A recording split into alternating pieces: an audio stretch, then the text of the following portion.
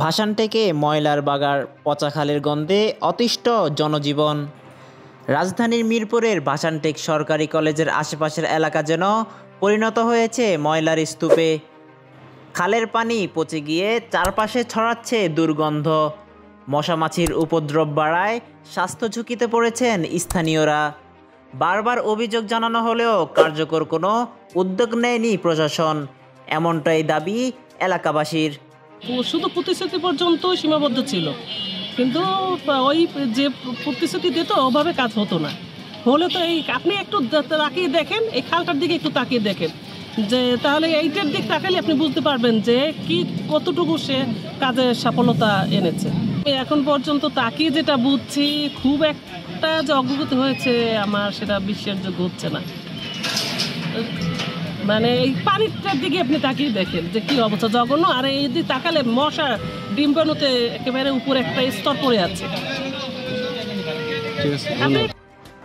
মিরপুরের ভাসানটেক সরকারি কলেজ সংলগ্ন এলাকাগুলোর চিত্র এখন চরম অব্যবস্থাপনার উদাহরণ। জায়গায় জায়গায় ময়লার স্তূপ আর পচা পানির গন্ধে দূষিত চারপাশের পরিবেশ। খাল দিয়ে একসময় পানি প্রবাহিত হলেও এখন সেখানে জমেছে আবর্জনা ও পচা পানি। ফলে সৃষ্টি হয়েছে তীব্র দুর্গন্ধ আর বাড়ছে মশামাছির উৎপাত।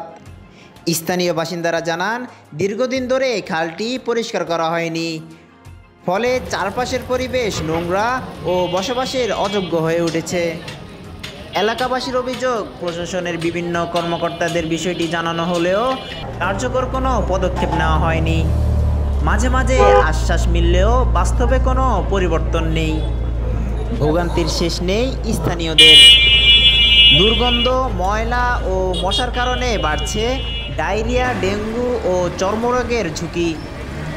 এলাকাবাসীর জোর দাবি, অবিলম্বে খাল পরিষ্কার, নিয়মিত বর্জ্য ব্যবস্থাপনা ও প্রয়োজনীয় কীটনাশক ছিটানোর ব্যবস্থা গ্রহণ করুক প্রশাসন।